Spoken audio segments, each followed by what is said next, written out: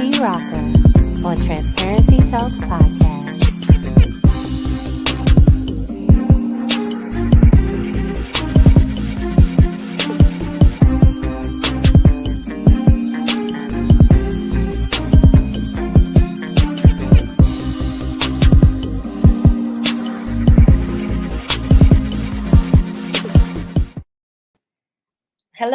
Hello, and welcome to another episode of Transparency Talks Podcast. I am your girl, Butta B. Rocca.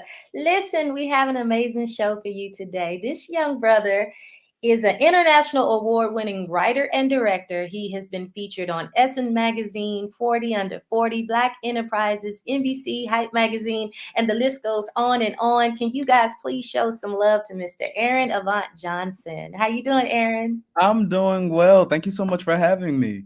No problem. I'm excited to have you on the show. I'm excited to be here. Thank you so much. Truly, thank you. Okay, so I want to jump right on in. Yes, ma'am. Can you tell everybody a little bit about yourself? Yes, ma'am. So my name is Aaron Avont Johnson. Hello, everyone. The beautiful Miss Butta B. She gave me a great introduction. So, but hello, everyone. My name is Aaron Avont Johnson. I'm an international award-winning writer and director. I've been in the industry. A little over maybe 12 or 13 years now. Started a production company when I was very young. Started off doing a lot of short films and plays and, winning at certain festivals. Then I transitioned to doing more full-length films and movies. And, that transitioned to me, wanting to go more in the television space. So it's been a journey. It's been a journey. And I'm glad that I'm talking with you. We can unpack it all. So Okay, so let's get transparent with it then.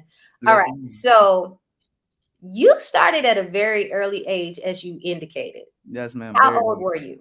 I was 9.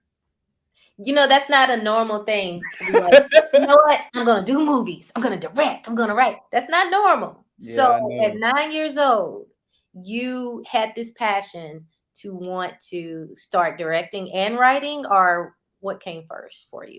Believe it or not, neither at first. The writing and directing came a little later on. What started off first was the editing, believe it or not. Editing is like my jack of trades, you could say. That's basically what got me into the industry. So the way I got into that was my mom, she was trying to stay up to edit like a presentation on her laptop, and she couldn't figure it out. And back then, you had the Acer laptops with Windows Movie Maker on it, that old program. I was just like, well, let me see if I can figure it out. So I grabbed the laptop and started making the videos on it. And I was just like, I don't know what this is, but whatever this is, I want to do it. So that came from start off with the editing, then that turned into me owning, a videography company. So I was doing a lot of going to shoots and different videos and events. And, I was the little, kid with the camera, the big tripod with the light and the big headset and, everything like that. And then, from the videography company, then that's when I transitioned the company to a production company. So that was basically, though my start is how I got started was by editing. You're still fairly young. You're only 20 or 21, right? 21. And you started at 9. I'm gonna let this sink in for a lot of people, because people think that there's a set age of when you have to start, when you get a passion for something. They think that they're too young, or they think that they're too old to start in their passion. But you started at age 9 and realized something that you wanted to do, and that is awesome. Oh, thank you. So in starting young, you also made history as being the first African American youth to have a film accepted into an international film festival, and you took home 2 awards. Can you tell us about that and that feeling? Yeah, very, very exciting. This was back in I want to say 18. I could be wrong, but I want to say back in 2018 when we went to the London International Film Festival. So this was for the film Lost, which is, you can get it at Walmart, Target, or you can watch it on Tubi, iTunes, and other distribution platforms. But this was that film, Lost. So we had the Lost had got accepted into the London International Filmmaker Film Fest, and back in 2018, it's my math is right. Back in 2018, and we won 2 awards. Believe it or not, we was nominated for 4. I didn't know we was nominated for 4 until we showed up to the hotel, believe it or not, because there was other awards I didn't even know about. So I took home an award, and the one of the actresses, who she's a phenomenal actress, her name is Latoya Ward. She's an Emmy nominated actress. She was in the film, and she had took home an award that night as well, and it was very, very exciting. We had a lot to celebrate when we came back from London, because when we came back to Miami, we had a whole premiere. I think it was close to like 800 people that came out to the premiere. And it was crazy. It was honestly a crazy, crazy time, but it was a good time all at the same time. So I'm over here smiling like I'm some kin to you and everything. I'm just so proud of hey, you. we all family. We Oh all my family. goodness, you're We doing all some major family. things. But we are going to still take it back a little bit further, because Okay. before you got to get on this international platform and everything, there was things that you had to learn, and there were things that you had to do in order to get to the point where you were able to, pitch this film or Yeah. submit this film. So give us the process of, like, for example, we're talking about loss at this particular time. So Yeah. give us the process of, when did you come up with the concept, and what was the concept, or what was your process in getting it shot? Well, and that's a really good question, because that is something that um making a movie today is one of the easiest yet one of the hardest things you can do. And it's easy because it's so accessible now with cell phones, and I mean, basically iPhones got better cameras now than some standard cameras. So people just pick up a phone and click record and make a movie. However, it ain't that easy. I wish it Right. was. It's a lot more steps to it, especially if you want to do it correctly, you want to do it right. Which was a lot of things that I had to learn. Lost was my first feature. So it was my first film at the time. Well, my first full length film at the time, that I had taken from a short. So initially, to answer your question, Lost started as a short. It started as a short film, and what I believe it won at the widescreen film and music video festival. And then I was just like, well, you know what? Let me see if I can do something with this story. So I took the story, wrote it out. I think like in 7 days. It was probably the fastest I've ever written a movie. It was like 7 days. I just shut in my room and put on the depressing music. My parents hated me writing Lost, because they walk by my room and it's so depressing. I mean, you just hear all depressing sounds. It just wasn't, because it's a depressing movie. I'm not even gonna lie, it's a very sad movie. But however, I went into writing it, took like 7 days. Then we went into filming it, which was being 16 at the time, directing your first feature. It's a lot that you learn, and it's a lot that I didn't know, because I was one man band in it before. So meaning I was the camera guy, I was the light guy, I was the sound guy, I was the grip. My dad will assist me. Like, it was just me and him. And then I was one man band in it. But when you're doing a feature, you have crew that you have to work with. You got DPs, you got your ADs, you got your gaffers, your grips, you got your PAs, you got your staff, you got like people that you actually have to delegate, which was something that I had to learn very quick, very fast, especially running a set. And because you're pulling long hours, and then another thing is budget, which is something that we have to be very mindful of, because even going over a few hours or even going over a whole day will cost a lot of money. So yeah, it's a lot of things that I had to learn being like 16 at the time, filming this film. It was a learning journey, but I'm glad I had it. Well, you're talking about at age 16. I just did my first film and I didn't start off as a short. I dove right in and said, I'm doing a feature. Oh, snap. Okay. No, but I'm saying I understand, Right. completely what you mean. Like, it's not as cookie cut as you think. Oh, It's man. tough to do films. And you are right, the budget and running a set and everything. So speaking of running a set, I can say for my first set, well, first of all, I had a cast of 32. Then I had the crew. It was a lot. I went full out, right? But Uh, in doing so, you're going to have some, or you might not have, but did you have conflict or had to learn how to deal with speaking to others and working with others? Because I found that since it was my first feature film, that some of the cast, well, not most of the cast, but some of the cast and some of the crew who had more experience, was trying to delegate and tell me what to do with my project instead of Mhm. hearing, my ideas. Did you Right. experience any of that type of stuff? I experienced, believe it or not, I experienced it a lot coming up. Okay. Not on that particular set, not on Laws. I was fortunate enough to work with an amazing cinematographer. His name is Marcelo Pastrera. I believe that was his first feature at the time too. We was both young, and something that I didn't realize until the very last day of shooting. Everybody on my set was under the age of like 22. Oh, Like wow. Okay. crew and I didn't know like my DP was only like 3 years older than me at the time, and I didn't know that. And if you watch the film, you'll be like, I can't believe this guy is only 3 years older than like, and he does work like this. And now he's just, he's up there with Netflix and everything now. So I Right. was fortunate enough to have like, that time with him at that time because there was a lot of things that he taught me on, the delegating side that I really didn't know. Mhm. However, growing up being young in this industry, absolutely. You get it a lot because people they look at that particular time coming up, they will look at my age and automatically assumed, oh, you have a long way to go.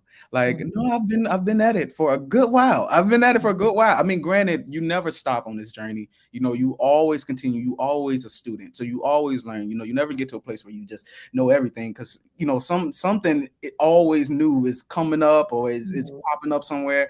So but yes, regarding that, me coming up, being young in this industry, absolutely, I've experienced that from numerous adults who would kind of, be condescending, if I'm just being honest, until they actually seen what I can do, and then it's just like, oh, you actually know what you're talking about. I'm like, Mhm. yeah, yeah, I do, So, but absolutely, I definitely can relate 100%.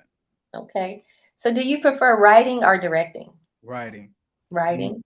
writing, I can write any day over directing. Don't get me wrong, I love directing as well. However, I'm a writer at heart. And that was something I actually didn't discover until I went back and I did like some soul searching within myself, as you could say. And I remember I was in middle school and I remember I had like a blue and a yellow notebook. And this was before I went virtual school. I had a blue and yellow notebook and I would take to lunch every single day and I would just write. And I remember there was a time, maybe a couple of years ago, I had found one of the notebooks and I said, I don't remember writing half of these stories. Like at the time, I wasn't even trying, really focusing in on the writing at that particular time because I was running the videography company. I was shooting events and editing. Writing wasn't on the table, but I noticed I was writing as an outlet. Just at school, and then I was just like, well, that must have always been in me. So, but no, writing any day. I love writing. Well, I'm going to give some credit to your parents because it sounds like you have a great support system The that best. is backing you 110%. The best. Listen, I say this every time I'm fortunate enough to talk with anyone about this industry and this business and this journey. My parents have been the biggest teachers. They have been my biggest support, my biggest backbone, um, and my biggest inspiration. Believe it or not, I don't have a lot of inspirations that come from the industry itself. Besides, like projects, and then you have certain ones that has done things that can inspire you. But Mhm. for me, what I get inspired is the everyday things that don't get noticed or that's not as talked about. Mhm. So my parents, they have taught me so much about strength and perseverance and survival and pushing through and basically making something out of nothing and turning it into something great like that's them. And I don't even think they know that they have taught me these things, but they really have, and I really do mean it. I will not be where I am today without them. It could not have worked, would not have worked, especially when I was coming up younger, because when my dad, he would travel with me all of the time because I was also a speaker as well. So he would take me So we are talking to Aaron Avont Johnson, having a little technical interruption right now, but he is an international award-winning writer and director. And while he's getting his sound and stuff worked out, I am going to go to a quick commercial. Calling all my indie artists. We are looking for that fire, So if you got that heat and want international exposure for your next single, contact our team for submissions details. Exposure in Italy, London, Japan, South Africa, Nigeria, and Canada.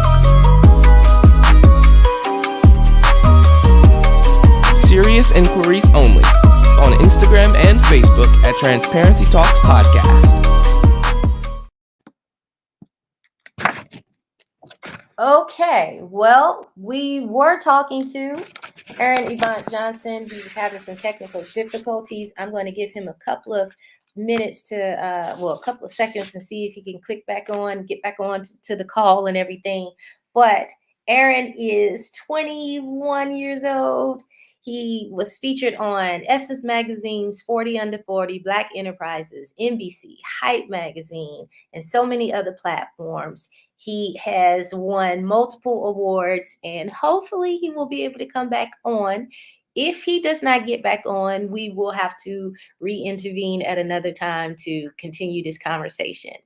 But I am your girl, Butterby Rocka. I appreciate you guys coming on to the call and logging on and everything. One of the things that I really want to bring you are things that are near and dear to my heart. As y'all know that I am an international recording artist, but I'm also into TV and film and directing and producing and everything now as well. I've transitioned. I'm also an author and some other things. So I'm going to be sharing stories from people that are doing the same things that I'm doing, giving you some tips on how you can get involved, what you can do to get out there and everything. So let me see if he was able to get back on. It does not look like he's able to get back on at this time. He was having some computer difficulties before we started. So what I'm going to do is when he calls back in, I'm going to go back live and then piece it all together because, things happen. Some technicalities. It's all good. So anyway, he is having some technical issues on his end and they're trying to log back on. So I'm going to talk for a couple more seconds. And actually, I'm going to go to another commercial and then hopefully he'll be on. Making perfect spice choices for healthy food is important to manage chronic diseases. We have focused on a specific line of spices that can really fit your diabetic lifestyle. Our spice flavors are a game changer. We have created unique blends of all-purpose seasonings that are salt-free, gluten-free, with no additives and preservatives, great for chronic conditions like high blood pressure, obesity, and heart disease. These spices contain antiviral, antibacterial, antifungal properties, and improve digestive function and metabolism. Choose diabetic cuisine spices for your family to feel more safe, confident, and support healthy aging.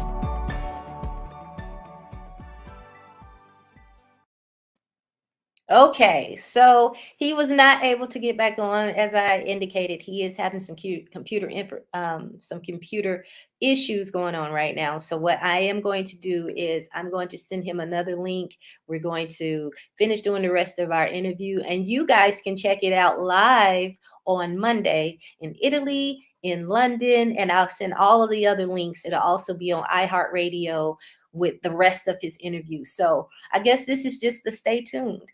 Talk to you guys later. I am your girl, Butterby Rocka, Transparency Talks Podcast. Thank you so much for tuning in, and we will talk to you later.